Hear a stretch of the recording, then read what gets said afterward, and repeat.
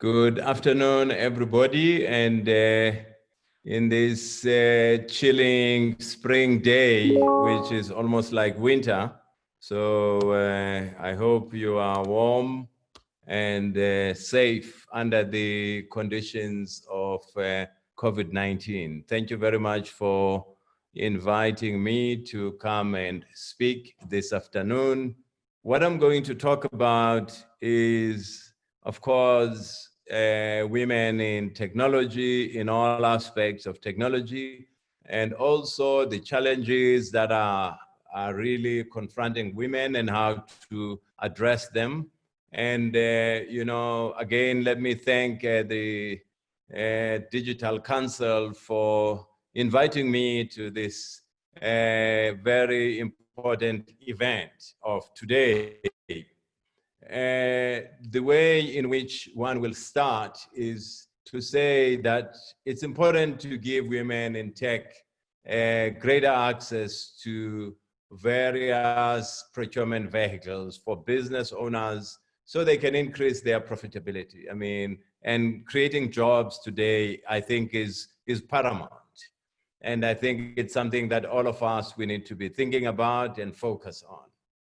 Also, creating access to partnership and bringing opportunities and accelerating growth in areas such as cloud and is, again, very important.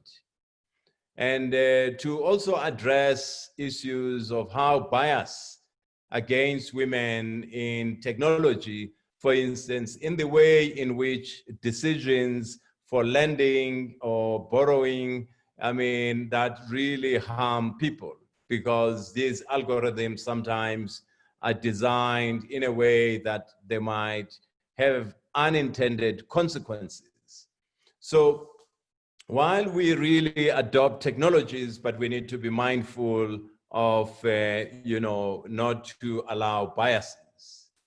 So what really one will talk about is what could be done, I mean, under the Digital Council today, given issues that we are dealing with in the world. The first one, we all talk about cloud, and there's a body called Women in Cloud Network globally, which is a community of women in a global environment, which its mission is to take action with global leaders, corporations, policymakers, to help women entrepreneurs in economic access and opportunities by 2030. I would advise us go and have a look at this. I mean, this is one of the issues that we say we need to create or join as African women. The second one I would like to talk about, cybersecurity is something that is confronting all of us, whether through phishing, where people get, their email compromised, or whether, for instance, people find themselves compromised either through, for instance, DDoS, denial of service, or, various ways such as ransomware and many others. I mean, there's a community of women under, for instance, what is called Women in Cybersecurity, which again is an organization that I suggest rather that we be part of as women of Africa or this country.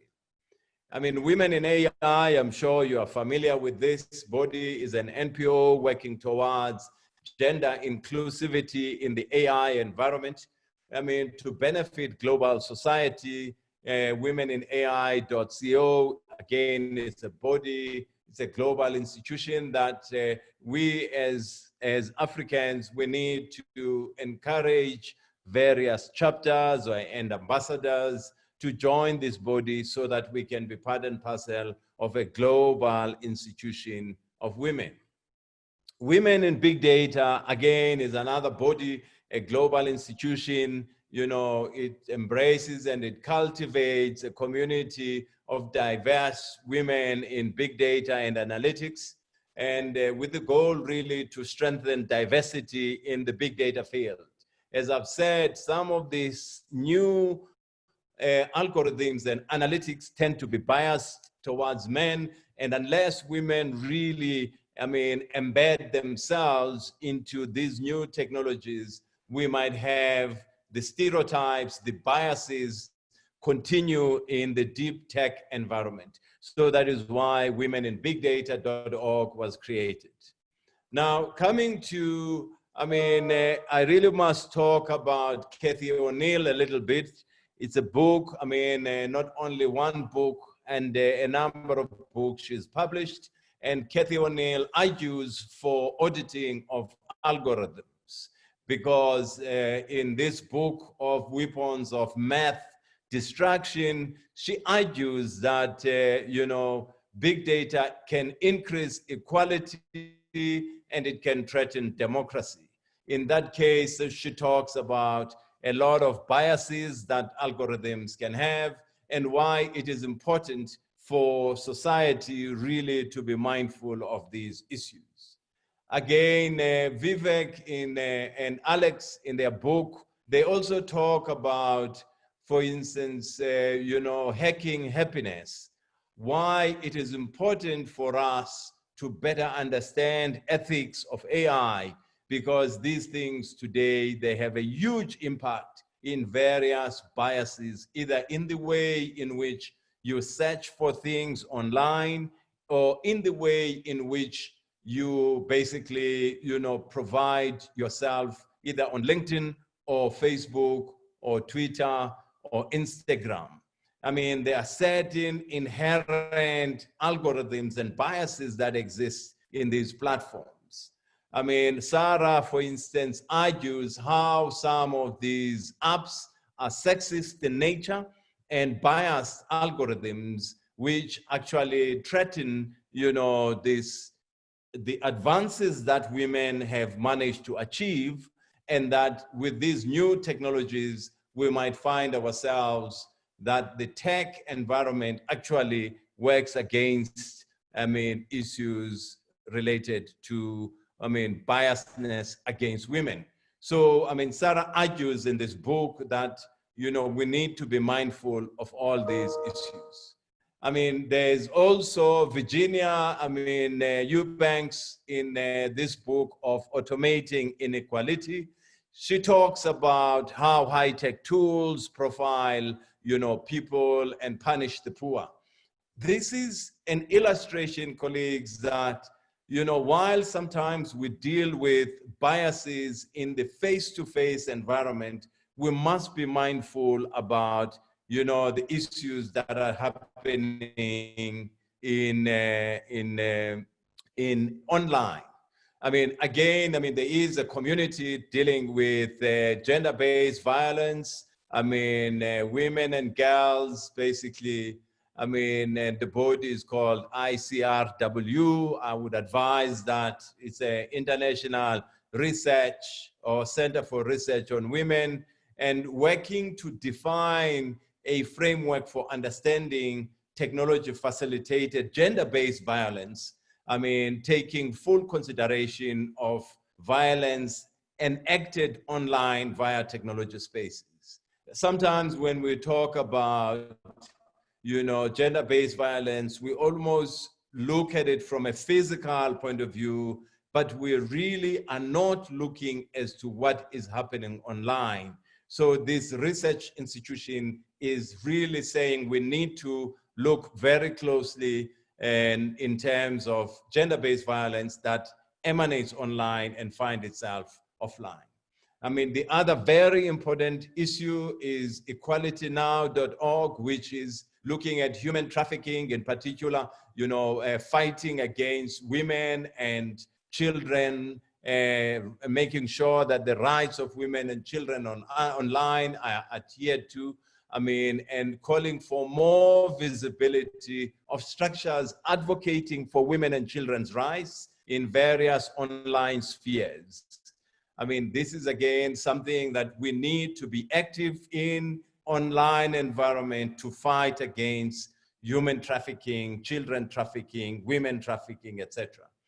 I also felt that it is important that, we need to join this community of women founders, women entrepreneurs, women who really have built and started their own businesses.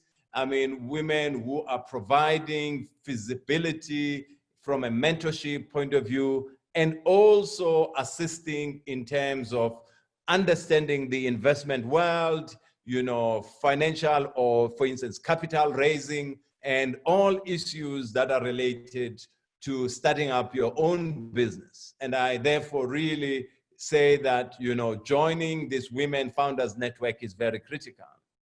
I mean, they also, for instance, womenindigital.org is again a community that offers a range of services, I mean, to help develop careers and ensure empowerment in almost everything that is digital, from networking events to training, workshops, mentoring, etc. As I finish, really, I mean, women, global women in blockchain, as we all know that this is the technology of today and the future. I mean, you know, and again, one is encouraging, you know, participation in this global women in blockchain, which is basically the first international umbrella organization designed to activate and accelerate the powerful partnership of women to lead in education, development of blockchain. I mean, whether that is, you know, for instance, Ethereum, or for instance, in areas such as Hyperledger, you know, all those are basically present here. You will find those meetups and fora where really one can participate. Now, Women in FinTech and Payment Systems, it's a global body again, where it's their part of, we are part of a global body as the African continent.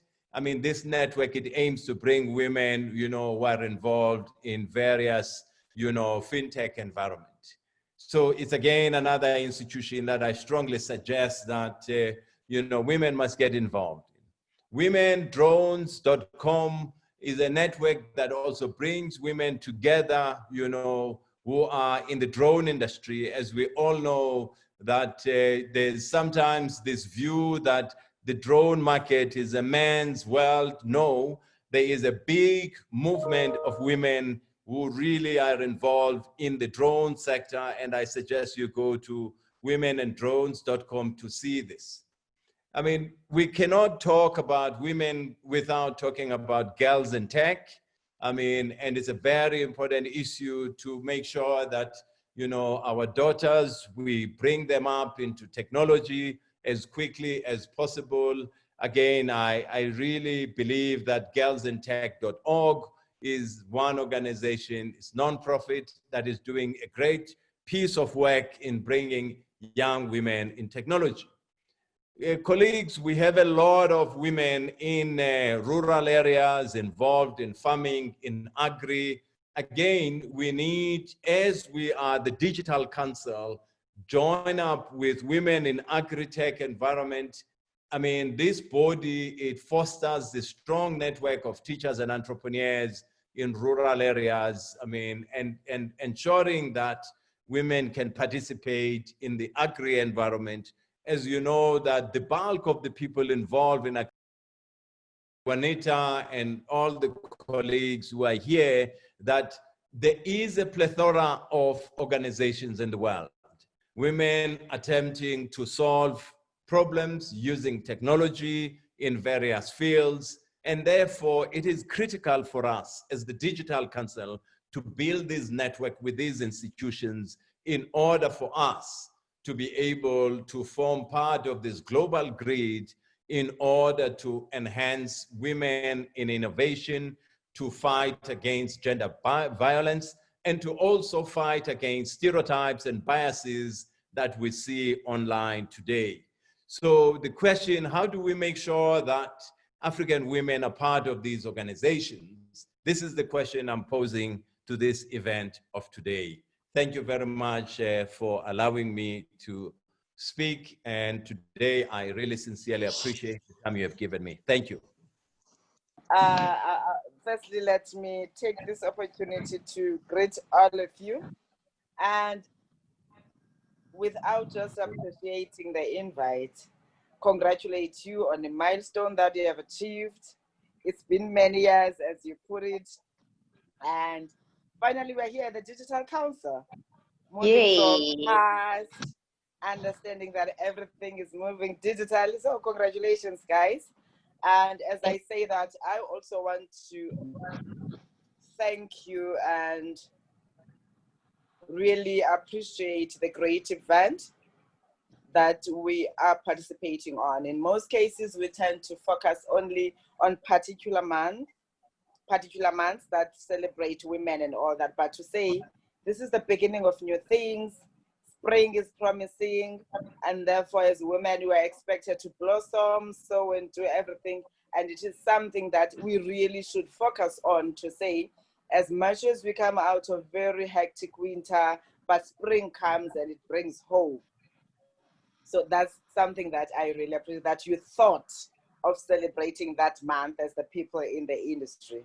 And of course, as we close the month of August and usher a new season, I would like to say power to all the female leaders of our country, leaders in government, industry, leaders in labor fraternity, and across all communities, because we normally give power or recognize those that are selected, the selected few. But now I just want to say power to all women in their positions, wherever positions that they hold, be it Stokvels, as long as you are there as a woman in your own household that has particular responsibilities. So power to you all, girls. Of course, as I said earlier, spring is indeed a season of happiness. During this time, all the flowers, leaves, plants, trees, vegetables, fruits, they all start blossoming. I tried, I know. I did not bring my flowery dresses, but of course I tried. You can see the lipstick is red, to say there are brighter things coming off.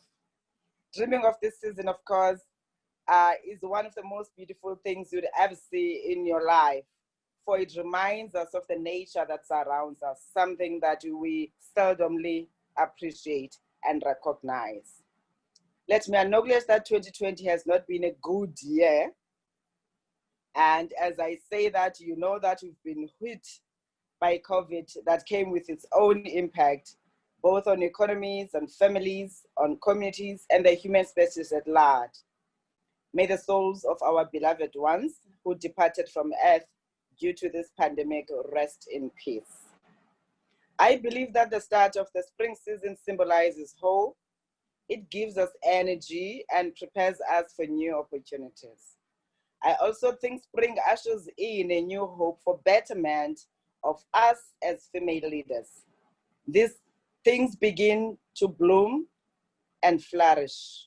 Hope abounds. Summer is the time between sowing and reaping. To all female leaders in South Africa, in the continent and in the world at large, be encouraged. This is another opportunity for you to start preparing yourself for a season of sowing.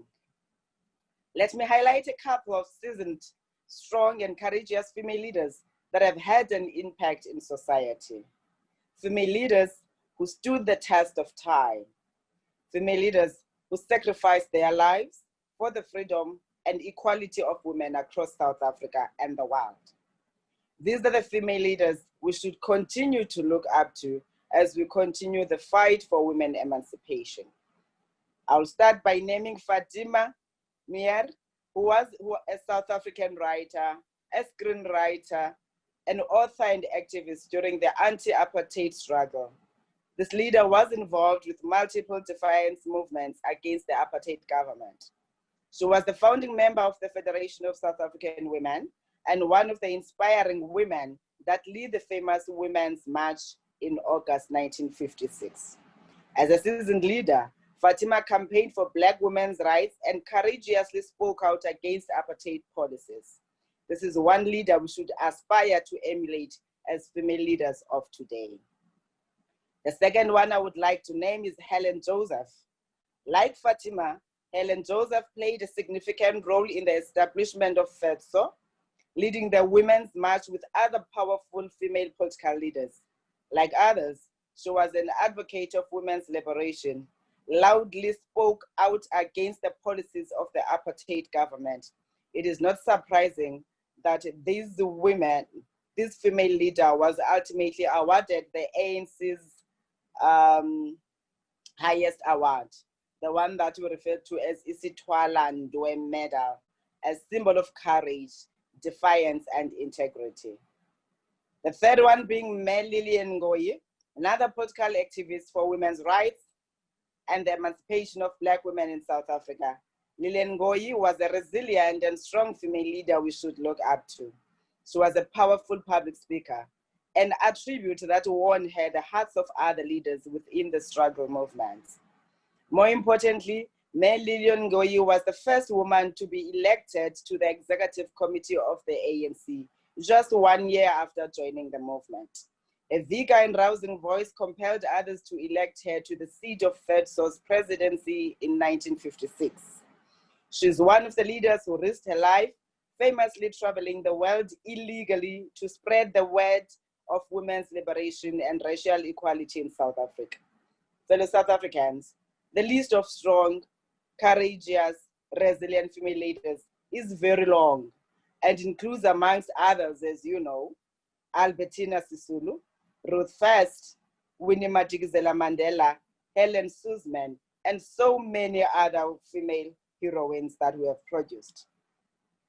As I conclude my message to all female leaders, I want to quote the words of Sheryl Sandberg, the CEO of Facebook, where she says, and I quote, "Leadership is about making others better as a result of your presence and making sure that impact lasts in your absence," and I close quote. I want to encourage all female leaders to continue to strive for the betterment of their communities and society at large. At the back of your mind, always tell yourself that all you want to leave is a legacy that will be a building block for generations to come, a legacy that will remain and continue to impact upcoming leaders even after we have departed the earth. This is exactly what some of the leaders I spoke about earlier have done and continue to do so in their absence. As a female leader, I want to encourage you all that sometimes go where there is no path with the objective to leave a trail. Marianne Williamson, who's the author and activist, once said or expresses herself on very powerful words that continue to inspire me in my leadership journey. She says, and I would like to quote her, "Our deepest fear is not that we are inadequate. Our deepest fear is that we are powerful beyond measure. As a result, people seek to destroy us even before we unleash our capabilities." A good female leader not only inspires the family and team only, but also inspires the world. Be an inspirational female leader. Thank you to all Zimbabwe. Wow, thank you, Minister. And as women in this industry, we pledge our support. We are supporting you even during this time as a woman. And be assured that you have our support and we will not hide our support. We'll be vocal because we believe in another woman. And as a digital council as well, we commit to work with women who are courageous enough, who are willing to lead, to rise, to conquer, to disrupt themselves and the industries that they are in. The women who want to be the believers, the doers, and the achievers. Thank you for your time. And once again, we support you, Minister, and we are very proud of you. Well, at least in Gauteng, we've had a very cold, long winter, and I think it's been made worse by the COVID-19 pandemic, which has affected all of us tremendously. We've, there's been a lot of negativity around the pandemic, and for that reason, the Digital Council Africa wanted to do something on Spring Day. We wanted to talk a little bit about renewed hope and looking forward to things and new beginnings, and all of those things in the light of what spring stands for, and the excitement, the little bit of excitement that comes with spring. And as we roll into the last part of the year, we're looking forward to Christmas break and just spending some time with friends and family. which we haven't done for a really long time. So welcome this morning, everybody. We're having a conversation today that's going to focus a little bit on women in leadership. And a lot of people often reach out and say, you know, how do we move ourselves forward, and how do we take our seat at the table? And today is about that. I'm very privileged that I'm joined by some great leaders from the sector. I'm incredibly humbled to be able to work with them, to learn from them. And on that note, I think that's one of the biggest things of leadership is the fact that you never ever stop learning. So today is about that, you know. So I'm going to ask a couple of really tough questions. Today is not about putting on gloves and trying to mollycoddle, you know, the conversation. Today is about having a tough conversation with excellent women that have worked themselves up in a sector, and I think they are very well positioned to give us some good advice in terms of how we can go forward. So without further ado, let me introduce the First Lady. Is the Vice President and Country Manager for a company called Software AG, Mrs. Kholiwe Makoliso. And I'm going to hand over to our guests just now to allow them for a minute to introduce themselves. Our next guest is Ms. Portia Tokwani. She's the Chief Human Capital Officer for Dark Fiber Africa. So a couple of heavy hitters, as you can see. So let's jump away and just quickly get some introductions going. Ms. Makoliso, if we can start with you. Thank you very much, Rita. I'm really honored to be on this platform with powerful ladies. And as you've introduced me, my name is Kholiwe Makoliso. And, you know, my meaning of my name, which I really love to you know, provide that explanation, is to believe. And I think embarking on this Women's Month now, you know, it is to the strength of women to believe in each other as women. So I'm really happy for the opportunity. I'm the country MD and Vice President for Software AG. A mother of 2 kids, a 19-year-old boy and a beautiful daughter, 11-year-old Dinga. Thank you, Kholiwe, and welcome. We look forward to chatting to you just now. Ms. Tokwani, can we ask you for a quick introduction? Thank you so much, Juanita. It is indeed an honor for me as well to participate in this conversation. This is one of my personal topics, you know, that I feel as a woman, as a mother, a builder of the nation, I have personal responsibility to ensure that we not only further the conversations, but we are making meaningful change, you know, in the country and in the organizations that we work in. So as you mentioned, I am Chief of Human Capital for Dark Fiber Africa. We are in the fiber infrastructure and network management business. I am really passionate about helping companies to harness the capabilities of its people. And even more importantly, the legacy that I really work for is helping individuals to grow, and particularly women. I would like to see that in every company that I work for, in any space that I'm in, whether it's a board, I am influencing for women to get opportunities to be in those leadership positions. I think, you know, to kick off the conversation, I can't agree with you more. You know, I mean, I work in the sector, I work across the sector, I engage with many, many companies, and I can tell you that from my experience, certainly, it's still incredibly male dominated. You know, we're not seeing the transformation. It's something that we keep talking about, but, you know, it's not bearing fruit. And, you know, we want to explore that a little bit as well today. And Portia, I'm going to get to you now on that topic. But Kholiwe, what I wanted to ask you though is that, so in spite of all these obstacles, you know, and in spite of all these things that are in our way, you still made it. You know, you still here. You one of the leaders. You know, you are the typical woman that we all strive to be and who we all look up to. But what were some of those practical obstacles that were in your way, the things that really were stumbling blocks that you had to overcome? And are they still there today? You know, were you just fortunate, or is there a strategy behind how you navigated your career? Oh, you've captured it very well that, you know, I am here, you know, I've made it. And, you know, people may think it has been easy, you know, going up the ladder. But, you know, as women in this industry, it has been, you know, with lots of challenges and obstacles.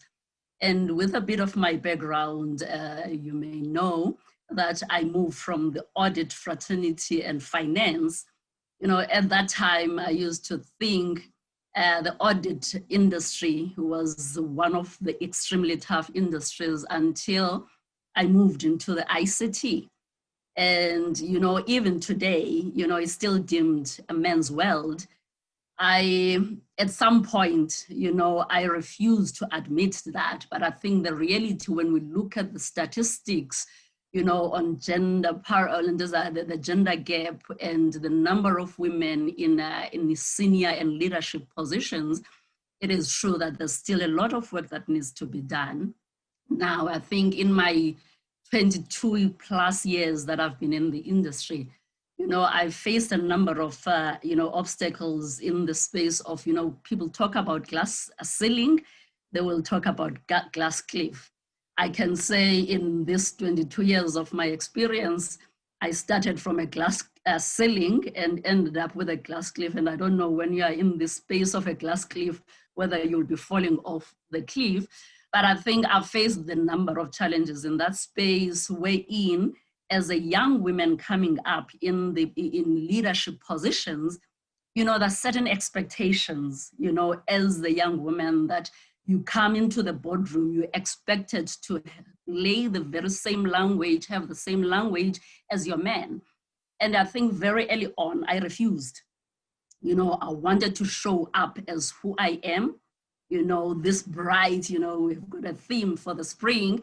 And, you know, coming up into the boardroom and showing up as this young girl who's got dreams and who's got a lot of competency that she can bring to the table. Don't judge me based on how I look. You may know during those times, pinstripe suits, you needed to have a black suit and a white shirt or gray suits. You know, I refuse to adapt to that because I believe you have to judge me on my competences. So there would be those nuances in the boardroom of expectation, you know, how you show up, the credibility you bring, but I overcame those by bringing that best in me, the competency, because I'm qualified, I've got, you know, levels of capability to compete with my counterparts. So, you know, that was one of the key challenges that I had to overcome. And I think right through, you know, my career, it has been that, but I think I've also experienced a number of successes around that. And I think the other part is young women, and I'm a single mother, as I've introduced, single mom of 2. And I think my son felt the brunt of it, because as you accelerating into your career, there are certain things that you have got to sort of compromise, you know, trying to show up and work as twice or 3 times as your counterparts to show your capability, to a point that you feel that, you know, you are missing out on your children's upbringing because you are expected to deliver the same as your counterparts. And I think in my early years, it has been about that, in your 20s and my 30s. But I must say, my 40s, I've learned wisely. And, you know, to the kids that I'm coaching, I try and teach them to be able to be who they are and show up, you know, in that form and not face the same challenges that I faced when I was getting into the corporate world. Yeah. Thank you. That's really insightful. I used to think in the early days of me trying to build a career for myself, I always used to say that I'm held together by the guilt. You know, the guilt guilt was the glue that was, holding me together. Every aeroplane trip, every overseas trip, you would think, oh, the things I miss at home. But by some miracle, we are delivering young women and daughters that can look up to us as well. Portia, I want to just pick up from Koliwe's statement. I mean, you're in HR, so you get to see a lot of talent come past your desk, CVs, actual interviews, doing the interviews. What are some of the things that you think is still standing in the way of women moving faster, better, quicker forward into this corporate world? So, even before we talk about CVs, I just want to touch on what Koliwe said, which is really fundamental, to our moving forward. She said that she had a conversation with self, and she believed in herself. She believed in her capability. She believed in the value that she can drive. And I believe that, the slow progression is predetermined or pre-driven by a lot of psychological, structural, and even cultural dynamics, right? And the most important one where we start is the self-belief. Women systematically undermine themselves, that is a fact. So because of that, you find men are the ones who are standing out more to take advantage of opportunities. If we put out a job spec, a man is gonna look at it and say, oh, okay, I can do 60% of what is on the job spec. I'm brilliant, I'm gonna go for this job, and then I will, whatever I don't know, I'll cross that bridge when I get to it. But you get to a woman looking at a job spec, she's going to say, okay, all right, I can do 90%. What about the 10%? And that 10% becomes, the inner critic says you can't do the job, right? And then she doesn't want to take advantage of the opportunity. So we want to meet the job requirements 100% before we have the confidence. So that is, a psychological inner work that we need to do. We need to strongly believe in our capabilities. We don't have to meet or fulfill all the requirements of a job for us to put our hand up and say, listen, I can do this. If you believe it, what you don't know, you're going to learn on the job. So that is really one of the key challenges that is standing in the way of succeeding. Women are not bold enough to say, I can do this, give me the opportunity. I think, like you say, we focus on what we can't do instead of saying, man, I can do this and the rest I'll learn. But yeah, that's a hard truth, because it's even true for me. I'm always hard on myself, and I'm always concerned about what I can't do instead of focusing on, what I have achieved so far. Koliwe, on that, on that conversation, I mean, we're just building on some things here. What are some of the practical steps that women and businesses can take to promote gender parity and meaningful participation in a corporate environment? And today we're focusing a little bit more on talking about the corporate environment. Of course, there's a lot of people that, that want to be entrepreneurs and they want to work for themselves. But there's also a lot of women out there that want to have the corner office. I remember as a young girl, I wanted to have the corner office. I didn't necessarily want to start my own business or work for myself. It worked out completely the opposite, but not by choice.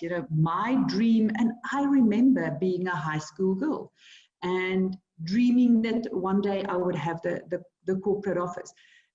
And if you look at this, and if you have to speak to that particular topic, what are some of those, those steps that we can take to ensure that we do it right?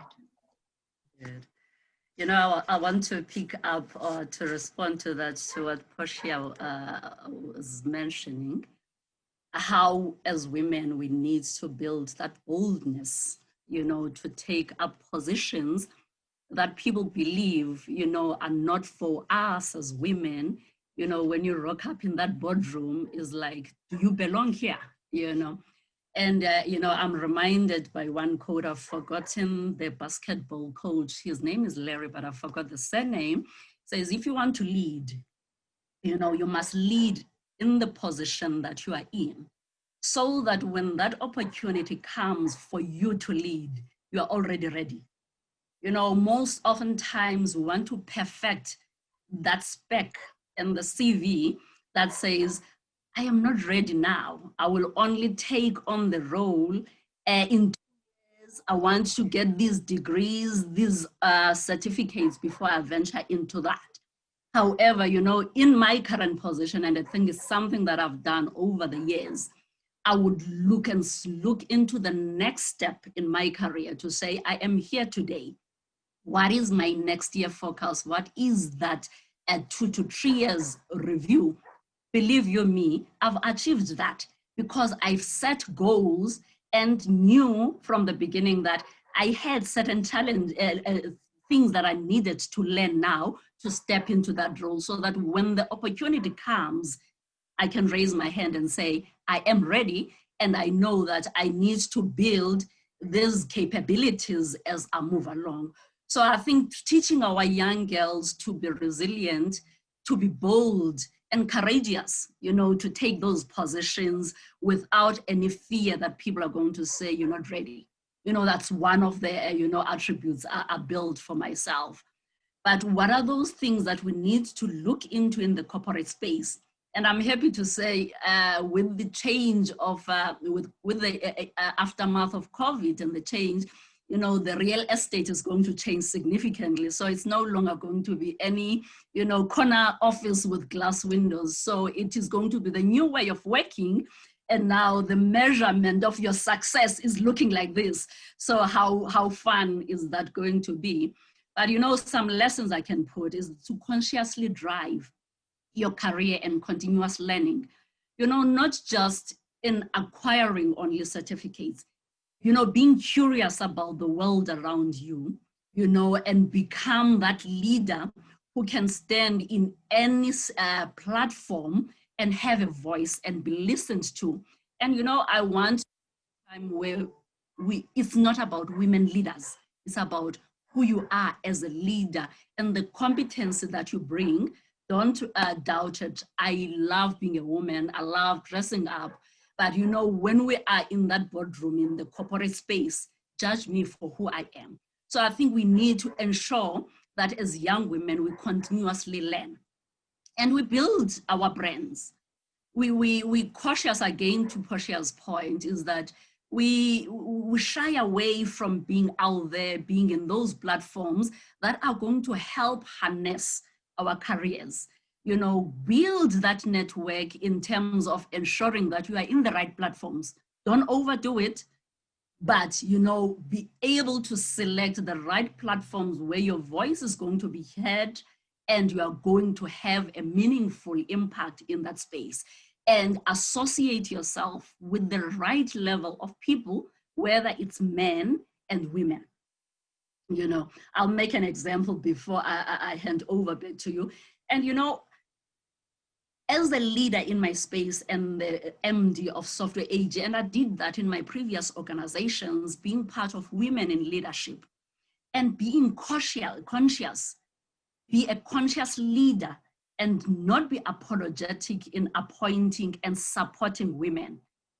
As of today, I joined Software AG. I think we have got over 56% representation of women in management positions. And I was clear when I started is that let's have this conversation about transformation. Do you fully and really understand what transformation is about? It's not about compliance. It is an investment for progression of our organizations, and more so as women. You know, I'm not in this position just to talk about competency, but how do I harness and nurture young talent to aspire to get into the position that I'm in? And I think that is what I've done. So let's make it practical. Let's not talk about it only when we've got platforms and we have got opportunities. Let's use those opportunities wisely to progress the young women in the corporate space. It is tough.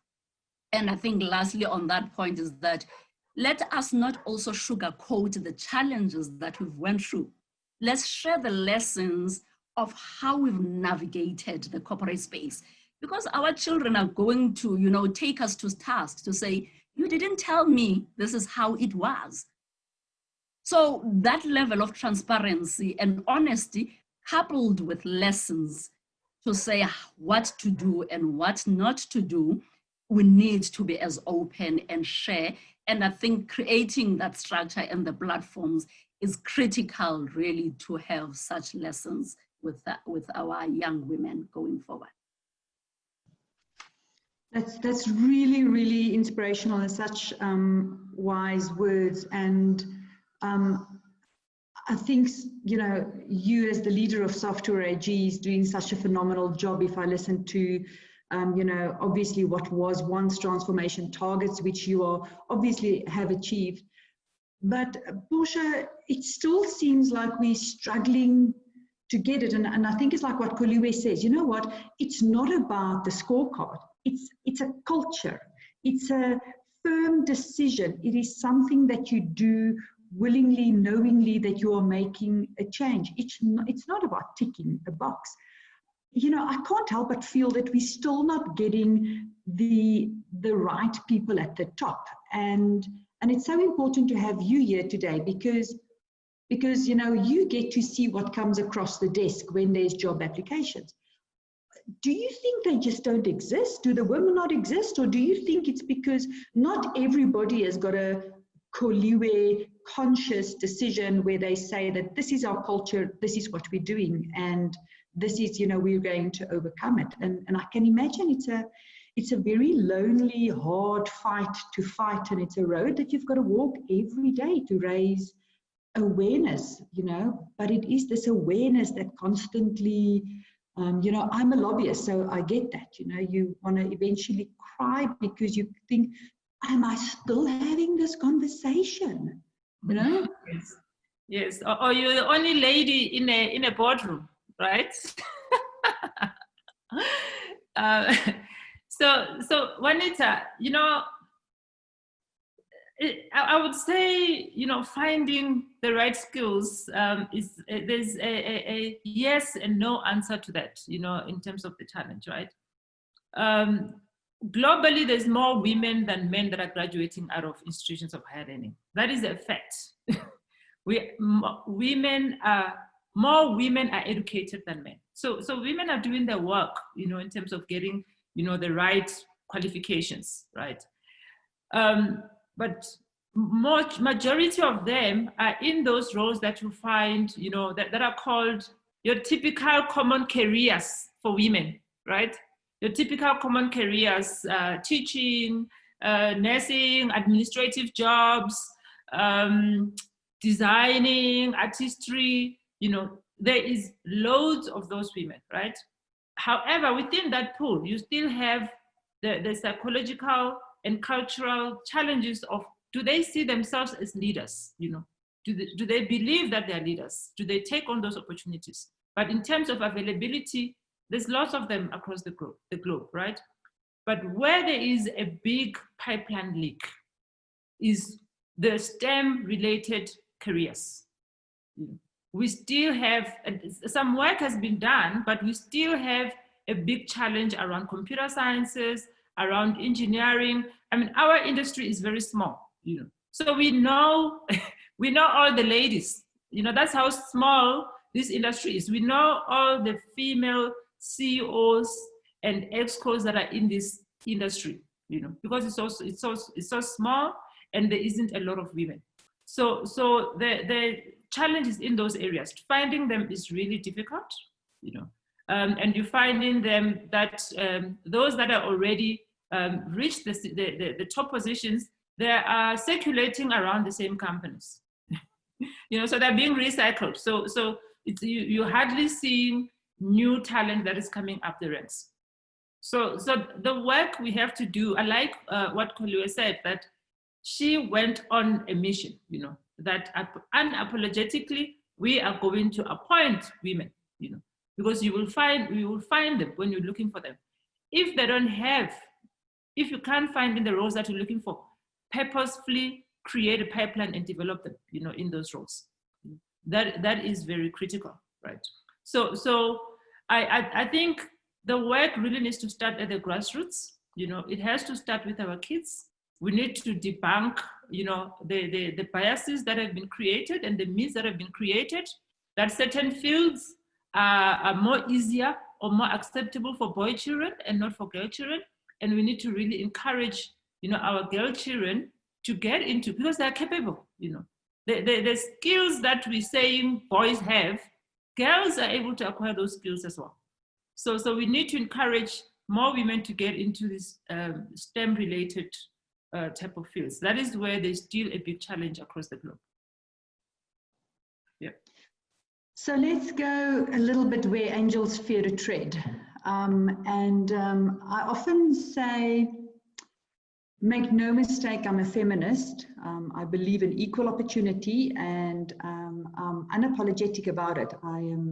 I really believe that I can do any job out there as good, if not better, than the next guy. But I've also always looked at, us as a movement, feminists having a voice, coming together, having conversations about it. And there's something that I don't see, for us to take our rightful space and our rightful place at the boardroom table. Men are not sort of having a conversation to saying, but what about us then? Is this not like a big conversation that's missing in this? It's almost like men are not trying to reinvent themselves. There's some men that are accepting, that it's changing.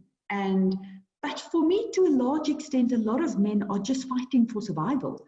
They're not having the conversations that we're having, saying, but if women step up, then who are we now? And where does that leave us? But other than that, do you think that women are still being defied and undermined? Koliwe, do you find, especially because you've got so many women in the office, and I don't mean you to, in fact, imploring you not to sort of call out, but I mean, not just from Software AG side, but in your previous world, do you find that men undermine women, or that there's a bias simply because you're a woman, or do you think that that's changing? Are you seeing that is actually changing in the corporate world? It's changing. And the question is it's changing fast enough? I think that's the question. In my introduction, I did mention I started in the audit fraternity. And, coming up in that industry, it was brutal. And it was, besides being brutal, it was into your face, how you are expected to be as a woman and how to behave and show up as a woman. But I think as I accelerated and moved, roles and progressed into senior leadership, what I experienced is that some of those nuances were rather silent. The expectations, were not that visible, that, as you say, as a feminist, you would, challenge it head on. And you will find yourself in that boardroom, picked, discussions, silently being picked, and you are pushed to that cliff where you're not even able, to raise those issues, not unless you're really as bold and courageous, because the moment you raise, you're being oversensitive, chin up, this is a man's world in silent codes. So I think over the years, I've sort of experienced that. And I've worked with men, and I remember one role that I was promoted to in my previous corporate role. I had just joined the organization, and, some of the leaders, saw, my potential, nurtured and supported me. And by the way, it also includes men, it was the men who saw the great potential that I had. But you know, the interesting part, when I was promoted, the gentleman who thought had a better position to get the role was not happy and was supported by the senior executive at the time. And, you know, one thing I did was to be bold enough to have that direct conversation with them to showcase that as much as you may think I've been appointed in this role as a woman, and you may think it's linked only to transformation, let me share with you my CV. Let me share with you my capability of what I've done and my competencies. And then you will judge me on that.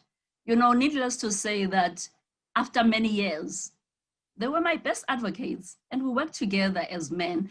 So I think as much as, you know, the first instinct from men is, can she do the job? Is she credible enough? Has she been appointed because she's a woman with driving transformation? Oh, well and good, it may be so. But however, I came and accepted this position because I can deliver and I can stay in that boardroom and have my voice strongly heard and much better than men. And I think that is how, you know, we can sort of help young women to be bold, to be fearless and take on those challenges, because it can really be tough and cold out there to a point that your voice can be squashed, that you are unable to articulate who you are. And I think over time, I had to be bold enough and, you know, raise my point of view without, you know, creating havoc in the boardroom, but just putting my point of view across, yeah. Yeah, it certainly, I think, is a lonely road. And I take my hat off to people like yourself, Portia, that have just, gotten to where you are because you have worked really hard and, delivered, like you say. You know, it's not just, once you get there, you've got to stay there. And that's the biggest challenge. Portia, so as we wrap up and we sort of almost come to an end, what do you think are, if you have to choose 3 things, or just list a couple of things, let's not even put a number on it, that women can do to self-promote, to show that, I'm willing to take my seat at the table, I want to be included, I've got what it takes, I can put in the hours, I'm not scared of hard work, all the things that what are those things in your opinion? Juanita, let me just quickly share a personal story before I get to that. Talking about men's advocacy. We need to be mindful that sometimes they're just not aware. I've had a situation where I went for somewhere in Europe for a strategy session, a couple of days strategy session. I was the only person from Africa and the only woman within that team, right? Working for an engineering company. So did my homework, all pumped up, fired for, to share my ideas for this strategy session. So day 1, from 8 to 5, we are brainstorming. And during the meeting, I am, guys, here, I think we should look at this.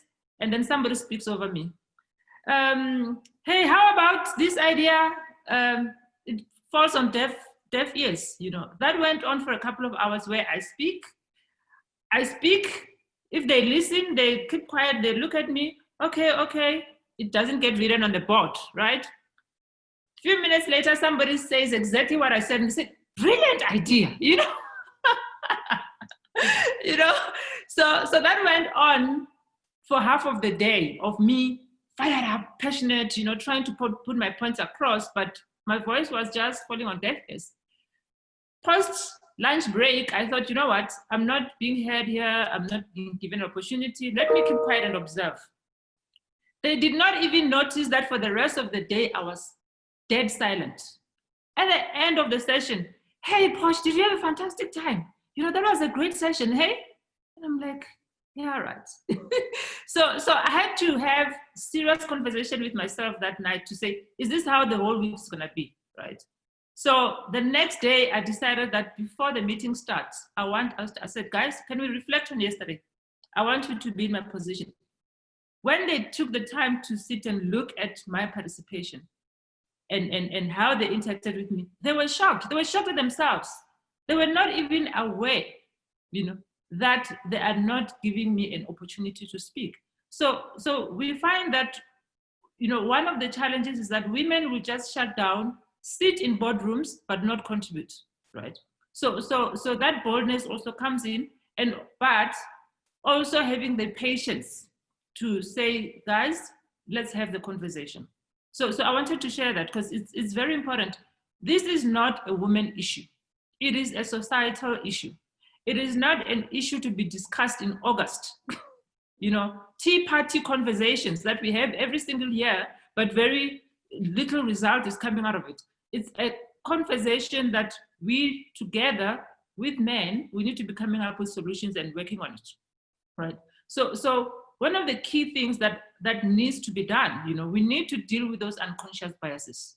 We need to have every organization having mandatory unconscious bias training right from the board level, because the board needs to drive the direction of the business.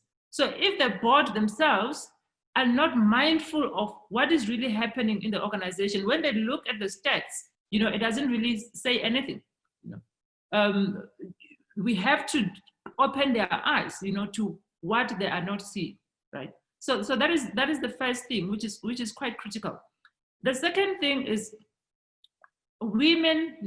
every woman in every company, we need to either have those forums that have got men as part of them, outside ExCos, but having participation, having a seat in ExCos that will look at the stats of their company, that will look at the stats and say, okay, you've got this many senior roles that are coming up in this financial year, right? We need a public commitment that these roles are going to be secured for women, unapologetically so. We're not gonna say, oh, maybe if we find a lady, we will hire, but I can bet you 9 out of 10, the first CV of a man is gonna be better than 10 CVs of women. So, but if companies put up that commitment and say, we are going to appoint females in this role, it's important.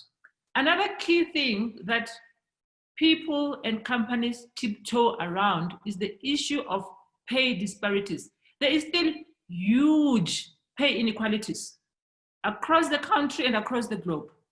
So you find women that are on the same level still earning less than their male counterparts. And women were like, oh no, it's so uncomfortable. How do I go and have the conversation about having my salary reviewed?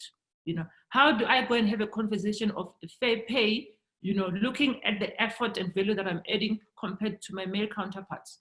So we need to have those stats public in organizations. That is why you find countries like UK insisting that on each company's website, they want to see the pay disparity stats. We need to adopt the same for South Africa. We need to have the stats public and ladies saying to companies, we want to see a clear action plan on how and when you're going to address the issue of salaries.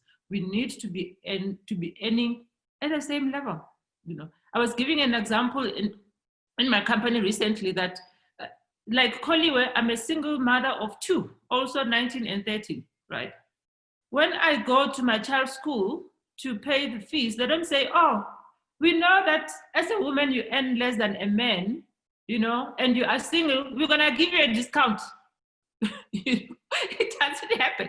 So our spending responsibilities, our financial responsibilities are exactly the same as men, but it's okay. We don't want to have the uncomfortable conversations. We sit back and we are being done favors and say, thank you for the little salary that you're giving me. So women need to stand up and start demanding to be recognized and being rewarded what is due to them.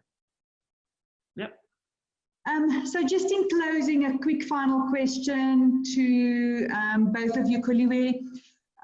With your experience through the corporate world, just a quick cap, like what are 3 things that women can do for themselves, whether it be silly things like, we still don't dress appropriately, or, being consistent emotionally, these things, or whether you think it's, furthering themselves academically. What are the things that you think, a couple of things that women do? Because I really think that sometimes we self-sabotage, we play, the sex card, or we leverage things, or, and what are these things? So either what is it that we do that self-sabotage, and what is it that we can do to be seen of that deserving seat at the table? Mm.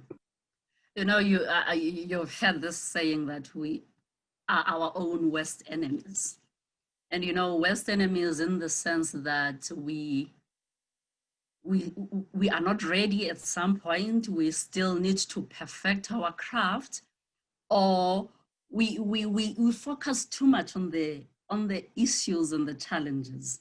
And I don't want to downplay that those are real challenges. But the moment, as a rider myself, one of the key lessons I learned is that, when you're learning to ride, you don't want to focus on the pothole and look down.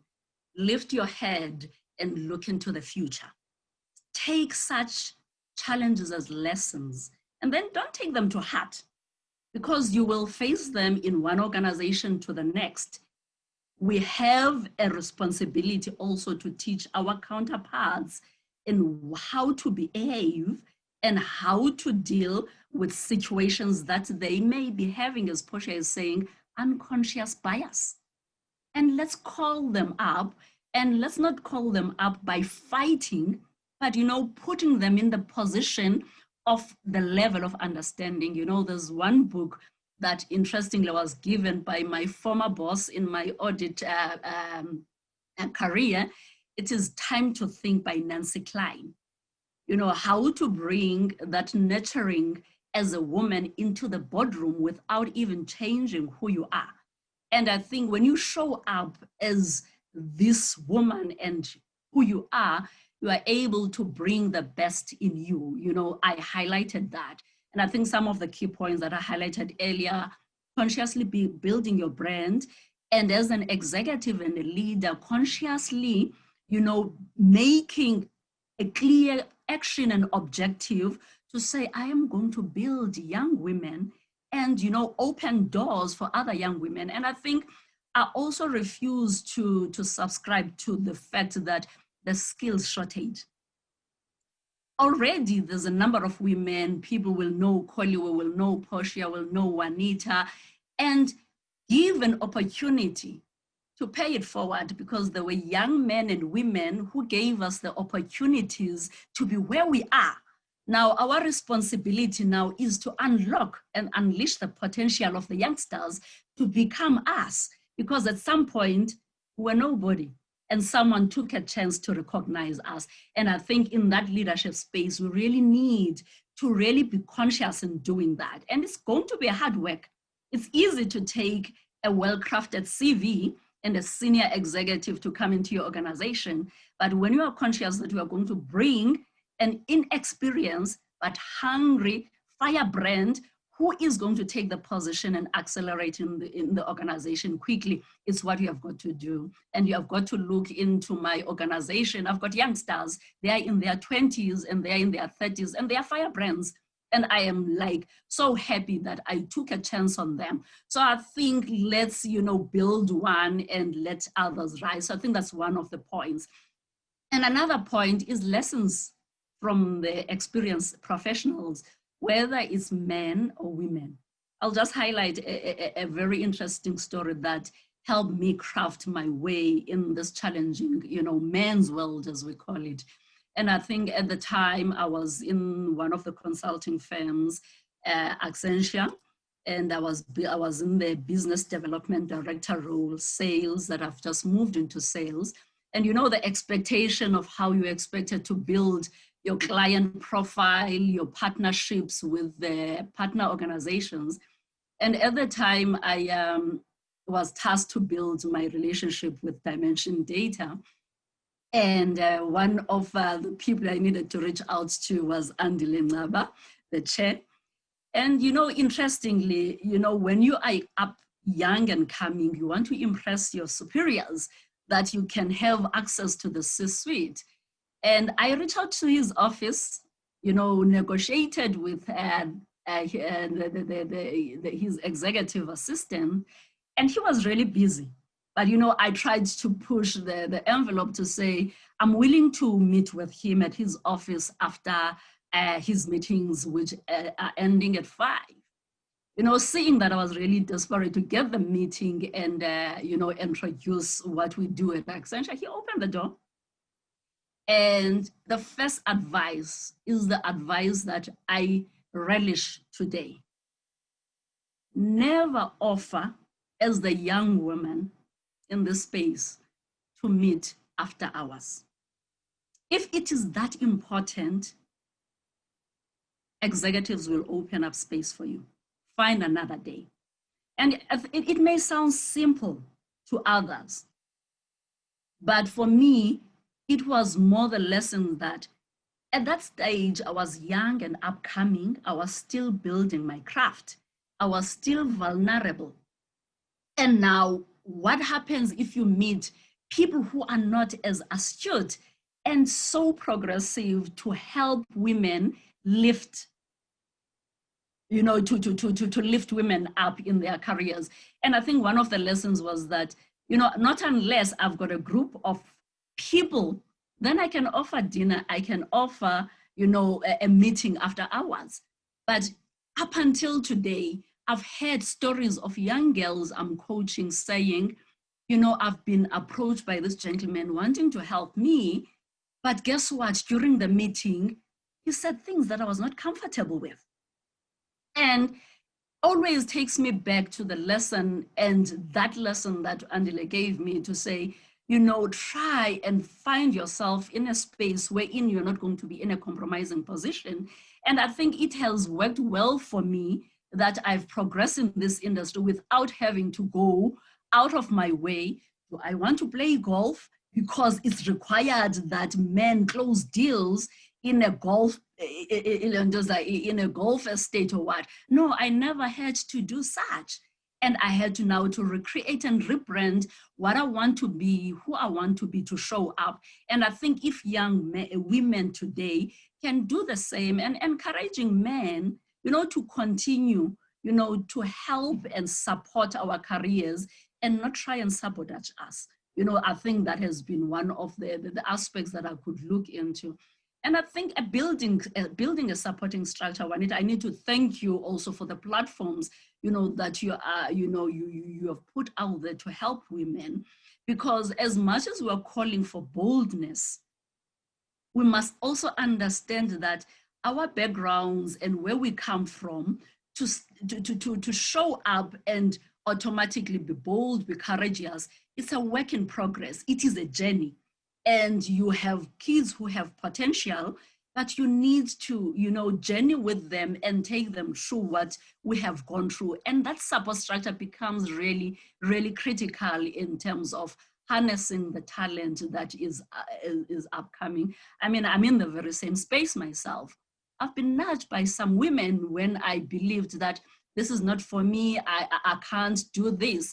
And some women encourage me, because some of the potential have been blind to my capabilities at some particular point. So I think let's build the structure of supporting each other. And you know, Felicia once said, when women come together with a collective intention to build each other, magic happens. And all we need to do is to create that magic and to create that fire in us and build each other. We are in a competitive space. It is easy to compete with one another, but put that aside and focus in harnessing our leadership skills, bringing young women to be where we are and, you know, and progress. And I think things will change in small pockets until we make it big. That's my point. Thank you. That is really heartwarming. And And you know, it's so amazing with what you're saying. I mean, I can't even, everything that you said now really, you know, touched me, and it has deep meaning. But you know, as much as I think men frustrate us in this process, I think every one of us have also got a man in our lives that have given us a platform and that have believed in us. And I'm glad you raised Andile, because you know, he's one of those men that are unapologetically feminist himself, and he's verbal about it. And you know, it takes courage to take a stand, you know, for this. And I think especially as a man, but he never, you know, as a mentor, he never makes you feel like you're taking up his time. He is so patient in walking you through understanding, whether it's technical or a process or a whatever it may be, or a bigger picture.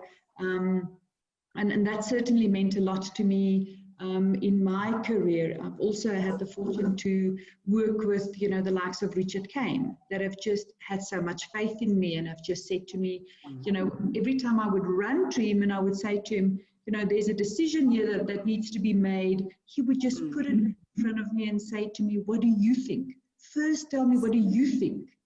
And then, and 99.9% of the time, what I thought was good enough and I could run with it, but I didn't have the confidence to do that. Portia, in closing, some remarks from you on the same conversation? Yes. I just want to echo what has already been mentioned. You know, most men, you read a book or you listen to a bio of a very successful man, you know, the Fortune 500 CEOs, they will tell you that they had a mentor, right? So it's really critical for us ladies to get mentors, to learn to have mentors, you know, whether we're mentoring ourselves as ladies or we're getting a male to mentor, you know, and become your sponsor and advocate. So we need to really take that seriously, you know, because that's helping us to be exposed to things that we haven't been exposed to, and to push the envelope in those areas that we are fearful of. Another thing that I want to mention, there's a lady, the ex-CEO of PepsiCo, Indra Nooyi. She mentioned in her book about a supportive network.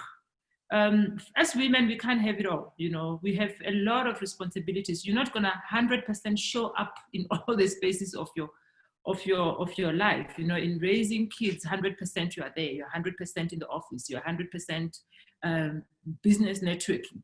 So it's important to have a supportive structure within your network. She gives a good example of her PA, how her PA knows the rules that her kids have. So when she's out of the country, she's in a meeting, the child phones into the office, I want to play Nintendo. The PA is gonna say, okay, have you done your homework? Have you done this? Have you done this? You know, and for me, particularly in Africa, it comes back to the concept of it takes a village to raise a child. You know, it doesn't take you as an individual. So we shouldn't try to be super women. You know, we should reach out to a network of support that we can say, whether it's in the workspace or whatever platform, listen, hey, you know what, I need help to fetch my child. I'm out of the country, you know, somebody help me with this. So we should not really shy away from asking for help, you know, as women. It doesn't make us look weak. It doesn't make us look like we don't have it together. It is only going to help us to succeed, right? Another critical thing is don't compromise your values. You don't need to be one of the boys, right? You don't need to come across or put yourself sexual, you know, for you to get opportunities. Colleagues mentioned the same thing, right? So you don't need to dress provocatively to be given an opportunity. So simple elegance, respect must be the thing that when you look at yourself, you must say, okay, do I look respectful? And yes, you don't need to be bland and boring. You can still look elegant and be taken seriously. Because the moment you put sexuality forward, you know, that is how you're going to be received. That is how Kolwe mentioned meetings after work. meetings in restaurants. I mean, I've had a situation where I set up a meeting in the office. No, I'm too busy in the office. Let's meet at a restaurant. The day before the meeting, Posh, my day is still so busy. I can't meet at the restaurant. Here's my home address. Let's meet at my home. And immediately I'm like, so we need to be mindful of those things. And when they do happen, right, there is also a moment of education, because we need to help people to unlearn what they've learned. They've learned that it's okay to do that, right? So we need to help them to unlearn, to get to a point that, sorry, I'm professional through and through. If we can't meet during work office hours, sorry, we can't meet. Is there somebody else? Is there your boss maybe, that I can meet with, to have these business discussions? So let us be unapologetic, ladies. Let us not be silent. Let us not wait for August to have these conversations. This needs to be ongoing. To change mindset, to change culture, you need time and consistency. So if there is no consistency and we only once, 1 month, it's August, tea parties, we want massage vouchers and we happy. No, we're done with that. We're no longer interested in chocolates and flowers. We're no longer interested in massage vouchers. We'll go and buy massage vouchers for ourselves. We want to have critical conversations on things that really matter. Yeah, that is all for me.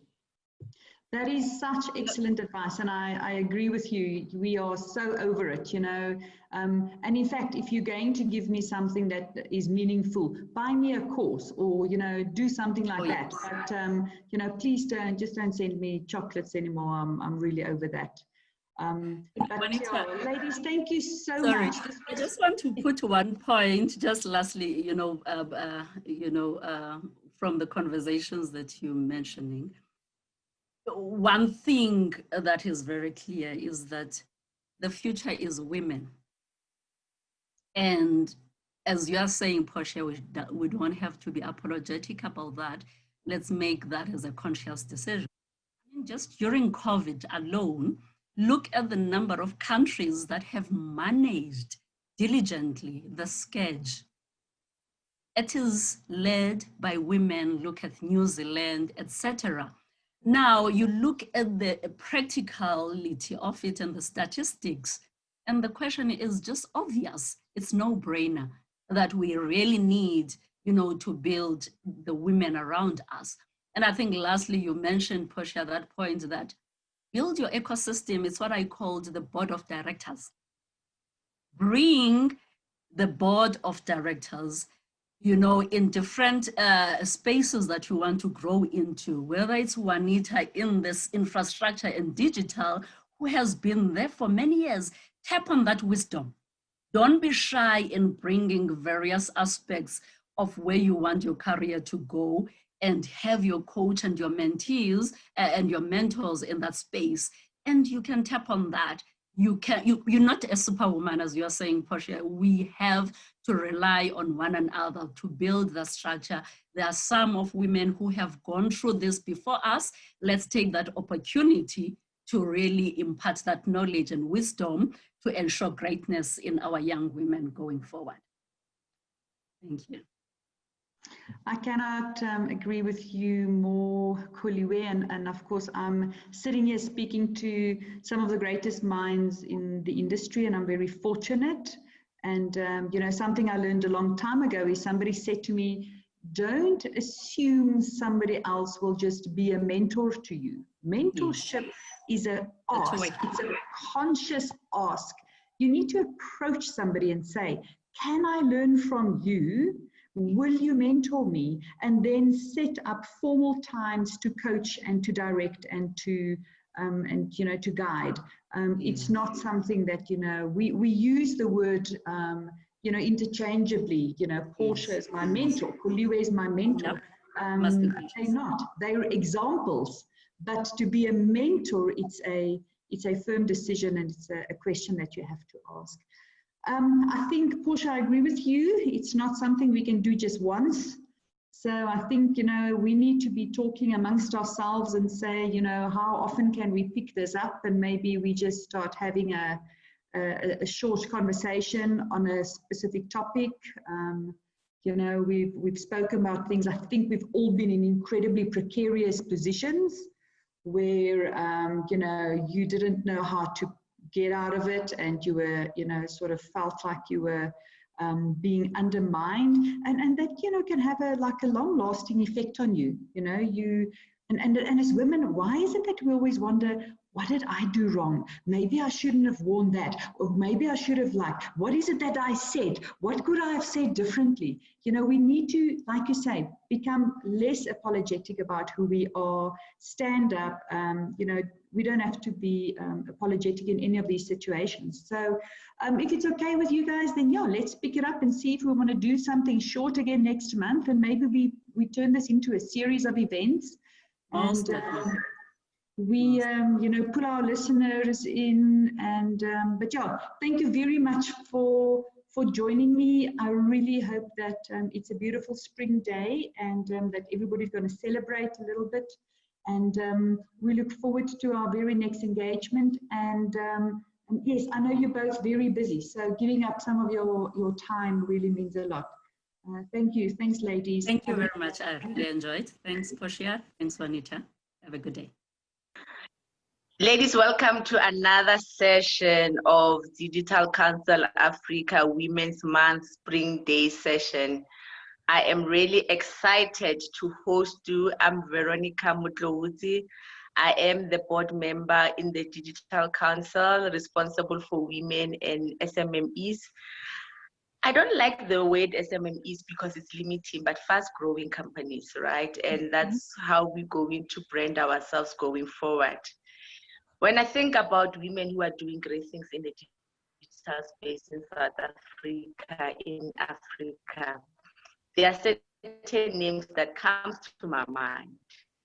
And these are my friends, my colleagues, my business partners, and I'm excited to be around such. On the panel, we have Ms. Lynette Mahasa. She will introduce herself, Ms. Phumza Dyani, and Dr. Moretlo Molefe.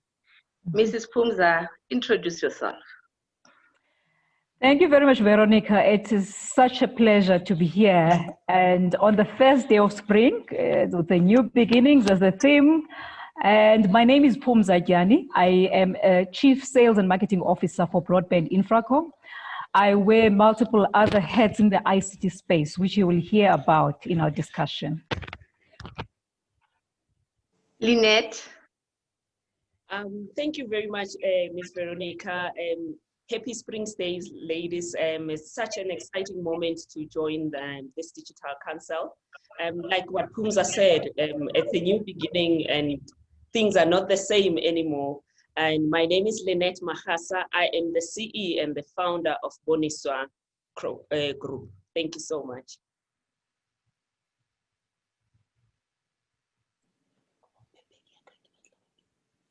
Hi, I suppose it's my turn.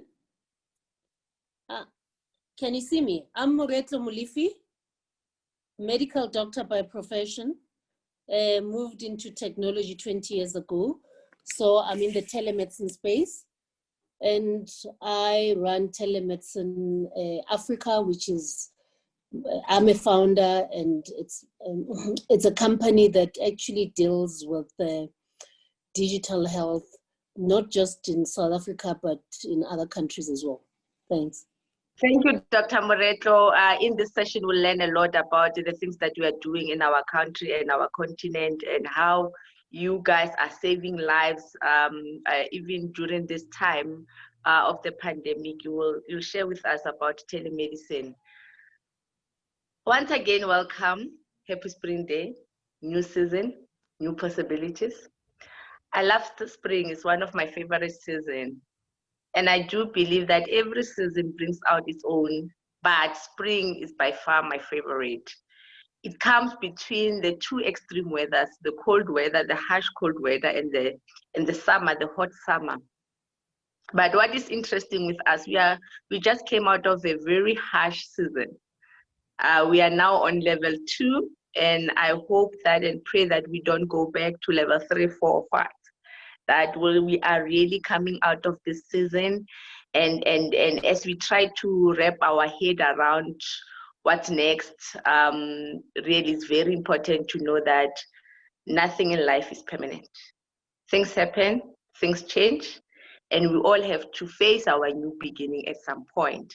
And hence we are celebrating this newness. And one thing that comes into my mind, and I'm referring this to you, Lynette, is that in this season of newness, new beginning, how do we reinvent ourselves as entrepreneurs?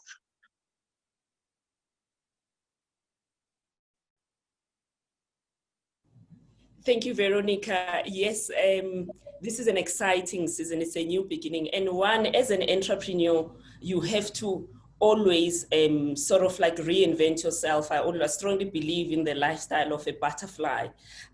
So one needs to make sure that, you know, you wake up slightly early, or you do the things, you become comfortable with the things that uncomfortable.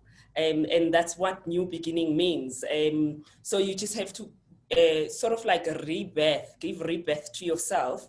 And one of the things that I normally do is also just to stay proactive, you know, and make sure that you don't wait for the ball to drop, but you always anticipate and come up with new ideas. And I've always said to my colleagues and the other entrepreneurs, the other ladies out there, is that what helps me is just to have this diary, to make a list of things that one would want to achieve, especially during these exciting times. But the list has to be realistic, number one, and also it has to be achievable, because sometimes you tend to make a list, and as you make that list, it becomes so much that it's not achievable. And I strongly believe that whatever that you jot down, you sort of like connect to the universe. And then as a result, it comes to happen. And also as an entrepreneur, you also have to stay healthy. Yes, we were under lockdown. Now we're happy on level 2. So we always have to stay healthy. And one of the things that I've always done and shared with you, Veronica, is that, you know, normally from the past years in the new beginning in springs, we always have dreams to say, no, this is what we're going to cut down. We want to look forward to going out there, going for walks or going for runs.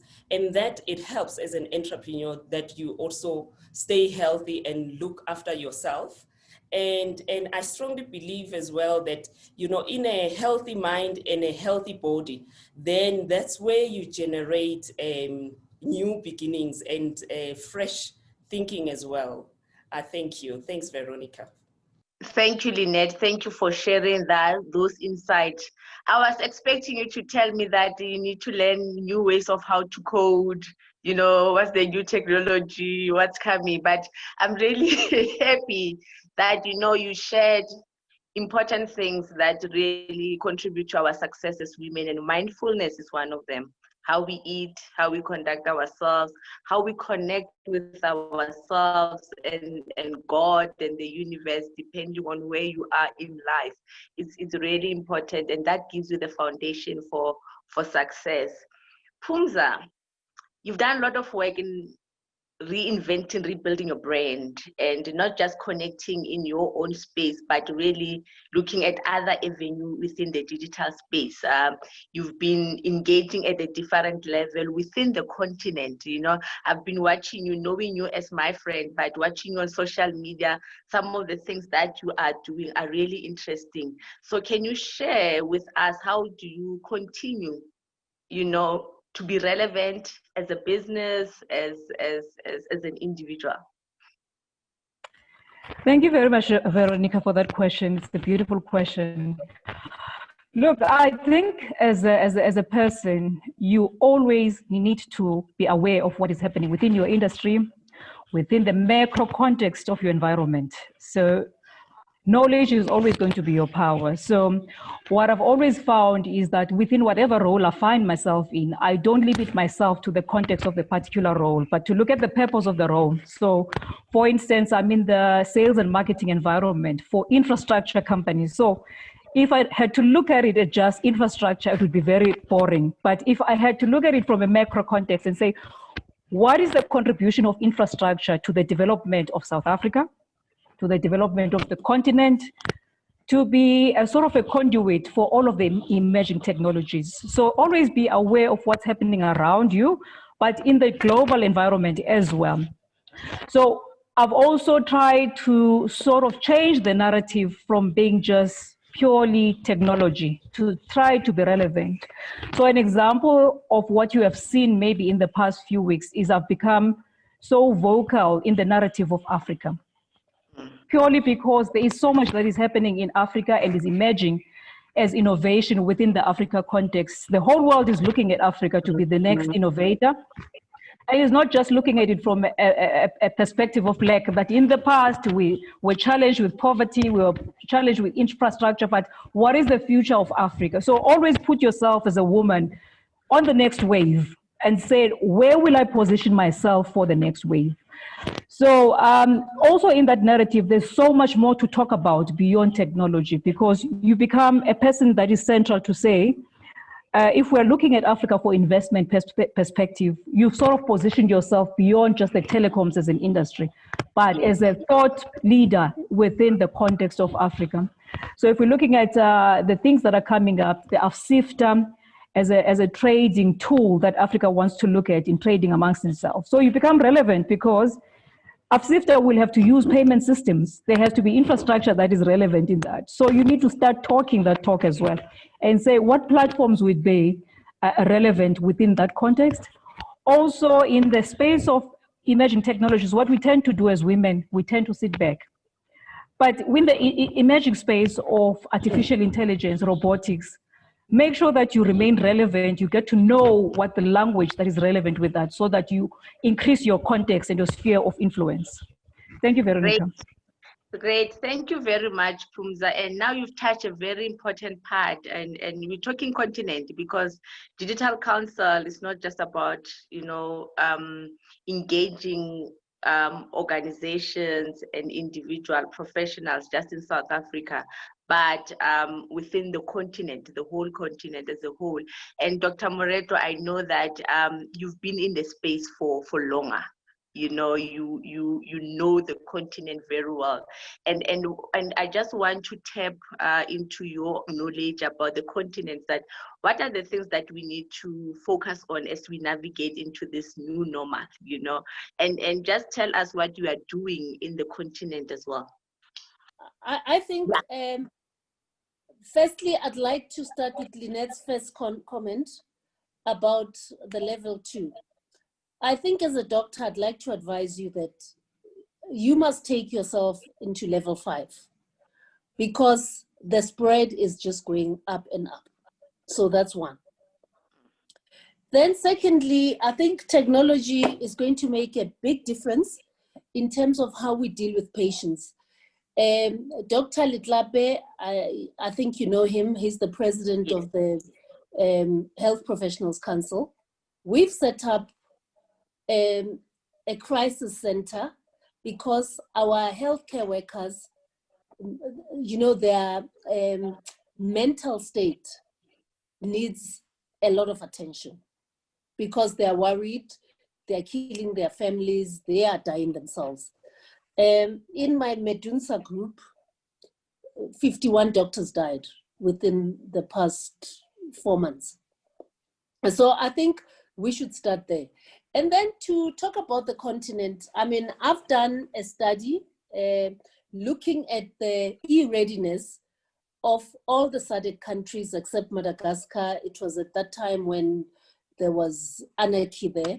So that's the only country I did not go to, but I went from Tanzania to Mozambique. And to tell you the truth, we are not ready. And at this point, I think as a continent, the whole continent, we should actually be looking at how we can utilize digital technologies to save patients in not only in rural areas, but in townships as well.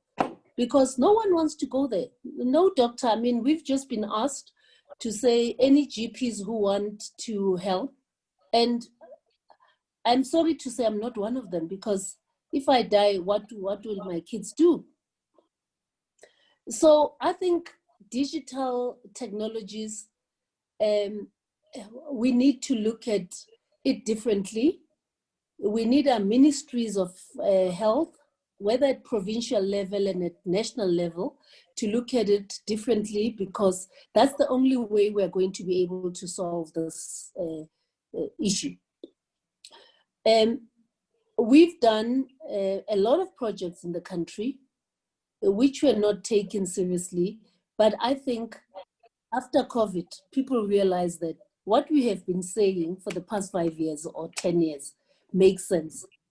And therefore, I think as, I mean, Vero, in your space, you need to be pushing for digital health. And we've just, we've just completed a digital health strategy. I sit on the Ministerial Advisory Committee on Digital Health, and we've just completed a strategy. Nobody knows about it. No one is implementing, not the provinces. So we need to start saying, why are we doing these strategies if we're not implementing? So implementation is key. Key. Thank you.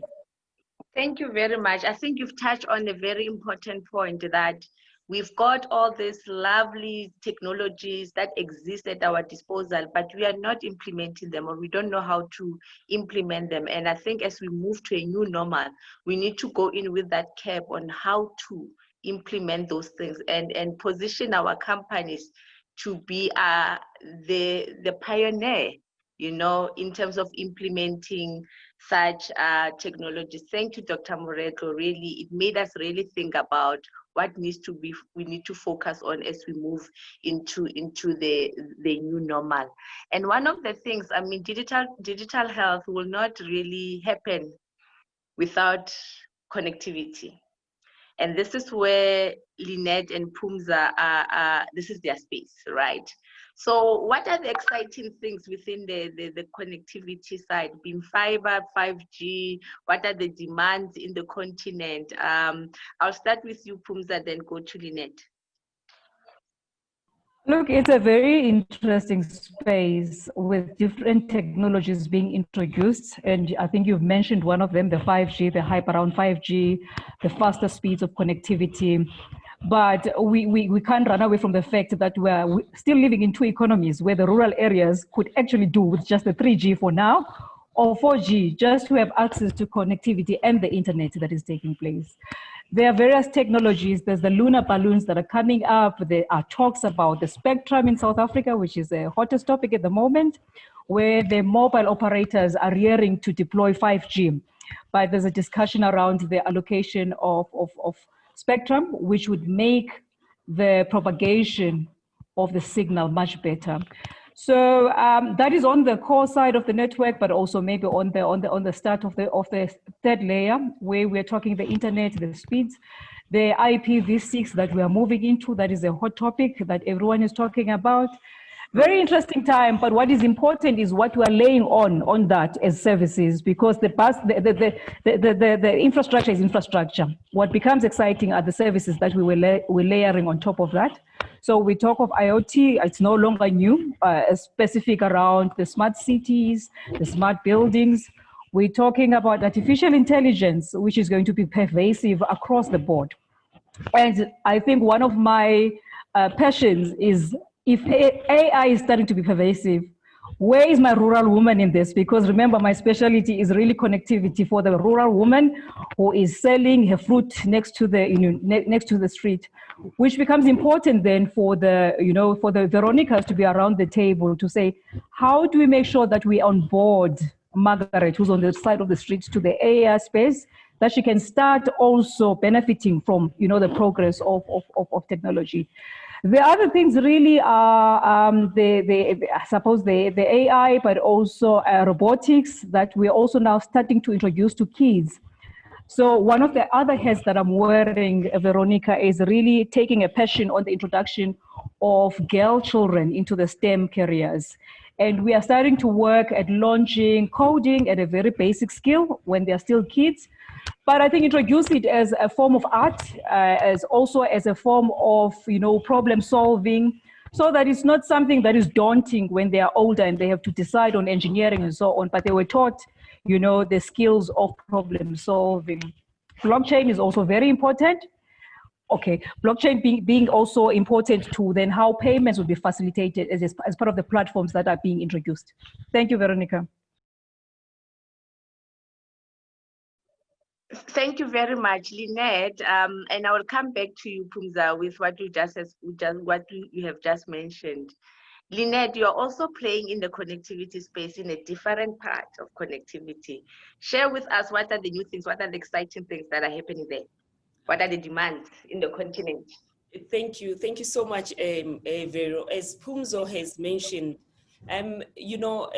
we play in a space where connectivity, more especially on the GSM, where you're looking at connectivity in town, in urban areas, and also in the rural areas. But there's always that digital gap. And what I have a passion on is trying to cover that digital gap between the urban and the rural areas. And even under the United Nations on B20, we always look at, there will always be a discrepancy. Yes, there are artificial intelligence, there's all those coding that you can talk to.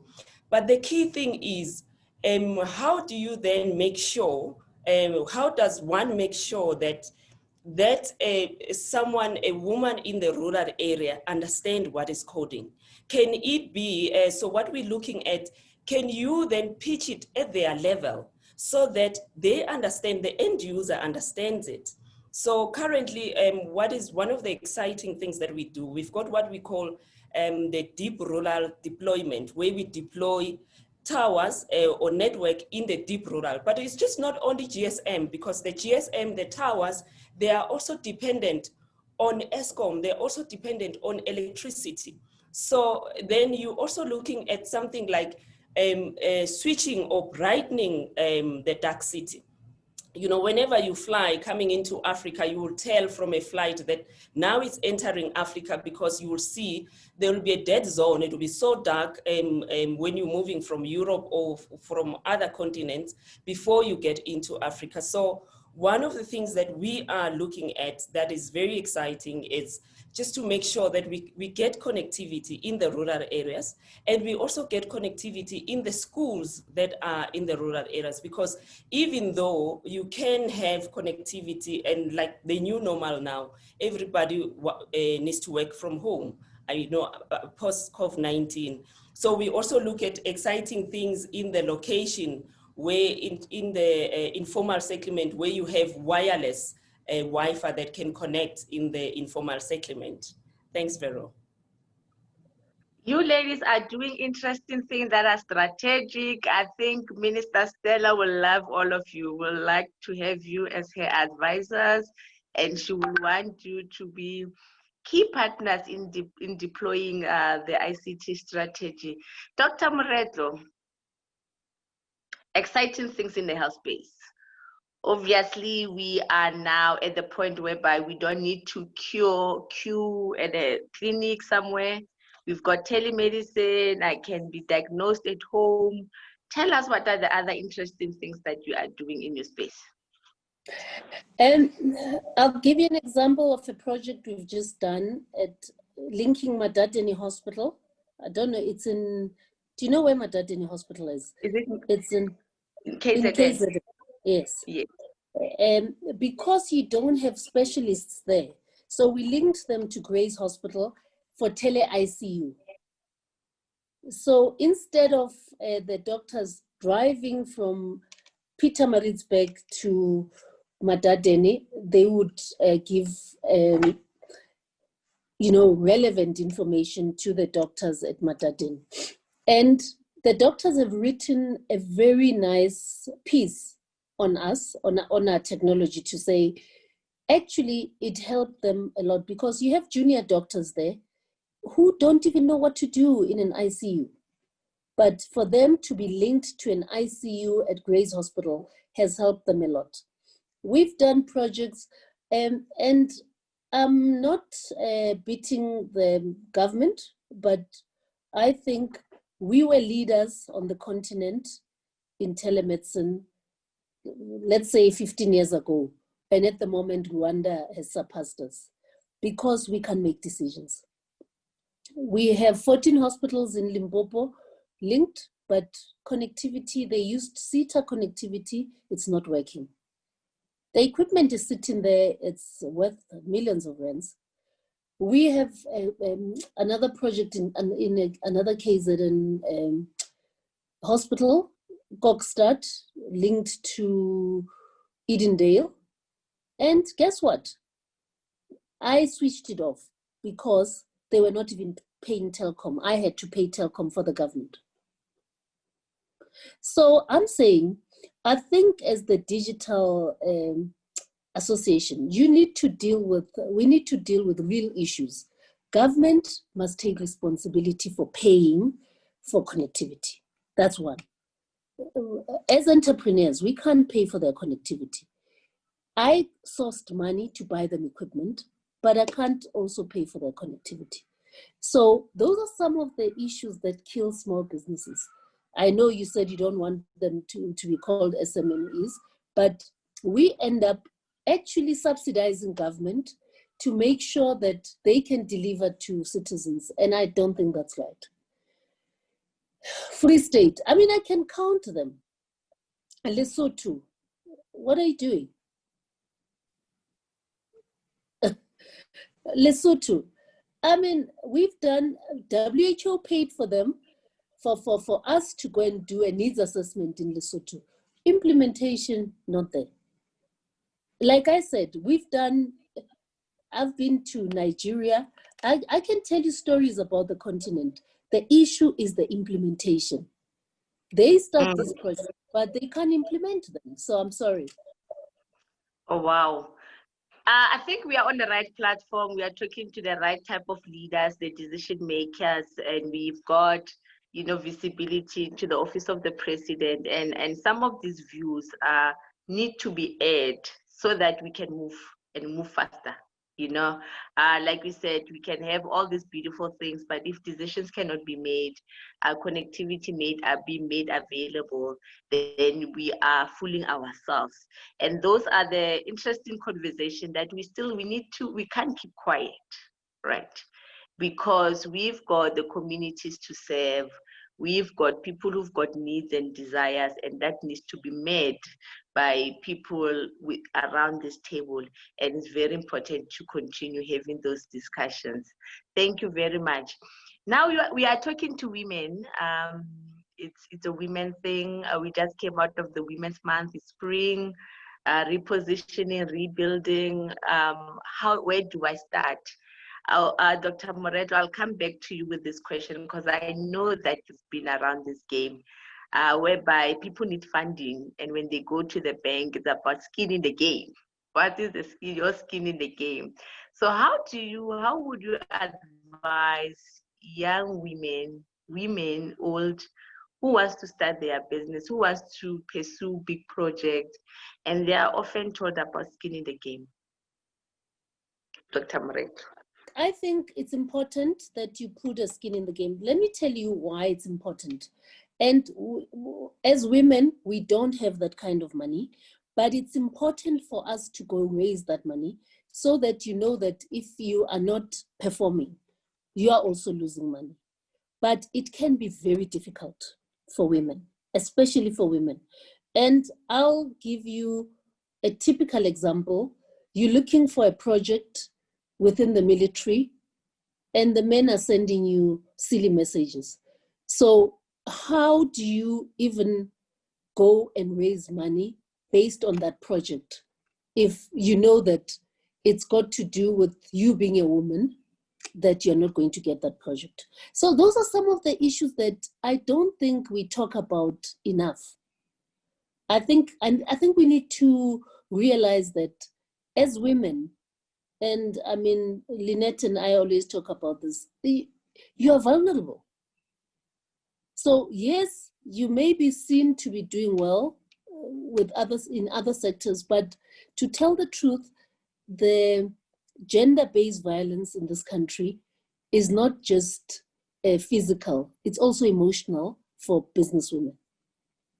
Thank you. Lynette, I see that you want to jump in. You were eager to jump into the conversation. Any thoughts? Thank you. Thanks very much. It's actually a conversation that is burning me, even though it's a spring day, but we're coming out from Women's Month. And so one always wants to assist wherever you could in terms of, because I know funding has always been a challenge, and it will continue to be a challenge for our sisters out there, other women out there. And I think for me, how I look at it in terms of skinning the game is that, yes, it's important that one has to contribute, because if you don't contribute, you know, sometimes it's someone else's money. It just shows your commitment. But whenever you get a bigger project, it's also very important that you come together, we call it to de-risk the project. So you come together as a club, as a consortium of women, and then each one can contribute a smaller amount, so that when you're looking for funding of about R1 million, or sort of about 100 million rand, it's not that much of a bigger risk for you as an individual. And I always advise people that, you know, if you start small and build into what is small and stay under the radar, and gradually you get used to the bigger amount, but you start with a smaller amount, you pay it back, and that way you create your own trust fund, because whoever that borrows you money, once you are able to pay that money back, then you create that trust, and you can always go back for a slighter, bigger amount. But it's difficult for someone to just start a business when the business is new. Then you start with a bigger project of about 100 million rand, for instance, because then there are very few women, in fact, not only women, there are very few African people that will have a 10% of that asset or that kind of money in their bank account to skin the game. So that was what was burning me, just to talk about that. Thanks, Vero. Thank you very much. So I'm gonna get personal. Because we are women, right? We are women, and people see us looking beautiful with our makeups, you know, getting all together, everything being where it's supposed to be, you know. But the truth of the matter is that we all went through painful moment in our lives. You know, we all went through divorces. We all went through, not all, but I'm saying that we go through separation, divorces, things that really where you can sit and reflect and say it's not worth it. How have you dealt with those moments in your life? Let's help other women because they think we all have it together. You know, God just gave it to us like that. So how do we then deal with such moments? Pums, I'll start with you. Yeah, I was actually waiting for Lynette to take on this one, and then I follow. I love the question, by the way, and I'll be as real as it comes. Look, we're human. We are really human. And when something hits you, a life lesson hits you, there'll be down moments, and it's okay to be down for that time. The makeup is there, of course. We will blast ourselves up. When we need to show up, we'll show up in our high heels and so on. Nothing takes that away from you. But you have to be someone who's real to go through the cycles of life. And what I've learned, what has taken me through the cycles of life, is to really have a very good support system around me. So I have very solid friendships around me that have seen me through the different stages of life. And those people become your greatest fans in those times, and they remind you just who you are within that moment. Because at that point, you're feeling like a failure, you're feeling like you've lost it all, you're feeling stupid, you've made stupid mistakes, but people who know you always project back to you the true Pumza outside of the situation and remind you that it's just a phase that you're going through in life. And life happens, we are people, but when it's time to show up, we will show up because you learn to compartmentalize things in your life. That this is what is happening in my personal life. This is my professional life. So when Phumza shows up and has to give a stellar presentation in the midst of it all, she will clean up and she will show up. And once the act is done, she's not scared to be vulnerable as well amongst other women and be open about her life and say, look, this is what I've gone through, because that's how we learn as women. We sort of remove the mirrors, we sort of remove the filters to let other women in and to trust us and to trust in our leadership. So I think support system, prayer, my women of prayer, I have groups of ladies. When we go through something, we all go through together. And your spiritual life also becomes a very good anchor. I think Lynette in the opening touched on those aspects, that you have, different rooms in your house.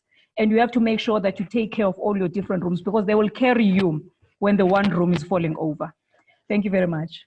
Dr. Moretlo, I was coming to you, any advice to those, to our women out there on how to deal with those moments, those seasons, and how to move forward? How to deal with which moments? The moments where, our personal life, we lose kids, we go through divorces. People think that those things don't happen to us, and we don't deal with such things. parents, some of us, and it's very tough, but you need to hold your head up. And I can tell you, someone like Lynette has really showed up for me to uplift me and say, I'm worried about this, do this, don't do this. So we need to support each other to a point where our kids, and I suppose we did not ask our kids to be friends. They just became friends meeting somewhere in town or wherever. But I think they related in a way. They understood that being in a single parent family and all of that, and your mother doing the best to take you to good schools. And so I think what we should say to our women, and I was watching another webinar where Mom Grasa and I can't remember this woman from the US were talking, and they were saying the problem is that we don't actually tell our girl kids or girl child that life is not as easy as you think. You are not like a boy child. And that's the reality at the moment. We will get there where that changes. But at the moment, we need to advise our girl children to be more resilient and work harder. You have to work 10 times harder than a man for anything, whether it's a contract. The men can go to a golf course and get a contract. If I can't go to a golf course because I have to look after kids, so I can't get that contract. So I think what we need to do is support each other, give ourselves a basis, and maybe support each other more in terms of business and business opportunities. If there's a business opportunities that I can't do, but she can do, why not give it to her? Because I can't do it. So those are some of the issues that we need to deal with as women. I think more than making noise about gender-based violence and whatever, let's actually talk about how do we empower other women. Economic empowerment is very key. It's as important as other aspects of our lives. Lynette, how do we deal with those moments? People, they look at you looking beautiful, successful mother. What is your advice? Thank you very much, Veronica. I don't know where to start. I mean, you've been my lecturer. I always say that, and people laugh. You used to be my lecturer and stuff like that. But yes, like what Dr. Moretlo said, mentioned, I think we need to create a culture for our girls, or for not even girls, for ladies, for women, to say let's have a water hole. You know, men, they've got a 19th hole after golf. So women can also have that. But normally, you know, we always put a lot of pressures on ourselves because you want to rush, you want to take too much, you want to be at home at the same time. But once you have that culture that it's okay to have a water hole, and then stay and share with your sisters and be who you are, you have to, so I've gone through a lot in life, and I'm sure all of you are quite aware. But what has helped me, I always look back and say, if it was not for you as my sisters that are around, that I open up and cry to you. I always say you have to have that one sister that will help you with your books. So for instance, Veronica, you were one of those, you know, where I took my stress out of my studies. And you have to have the other one that helps you to nzonzoronga yourself, dress nice, which is your Pumzo. And I always say, then you come up and you have those that are like your spiritual, help you to confide. Could it be medical wise and what? That is Dr. Murif. So I've got all those sisters that I hang around with, and they always support me whenever I am. But again, we all don't come from, we come from the rural background, and we don't come from families that would, you know, we're not trust fund babies. So then what I then did is I looked for a mentor that could help me to go through that patch during that time, to say, how do I then present and pitch myself and not, you know, it's okay to fall, it's okay to go down and cry. But then at some stage, you need to find someone that is not your relative and someone that is professional enough, but someone that you trust enough that will help you to say, this is what, and that would not be emotionally attached, because friendships, sometimes they become emotionally attached. You know, you'll say, you know what, friendship, I mean, if it's this one, no, we don't like this, but you know, you get someone that is not emotionally attached to help you to go through these moments and at the same time and run a business. So that is what I have done to help me. And then obviously to read lots and lots of books. But I don't shy away in having and making sure, because as you grow as an entrepreneur, as you are in the corporate world or in whatever sphere that you are at, it's very often that you forget the people that you come a long way with. And for me, those people that knows me from the beginning, I've always carried those friendships through. I've always carried them as my sisters.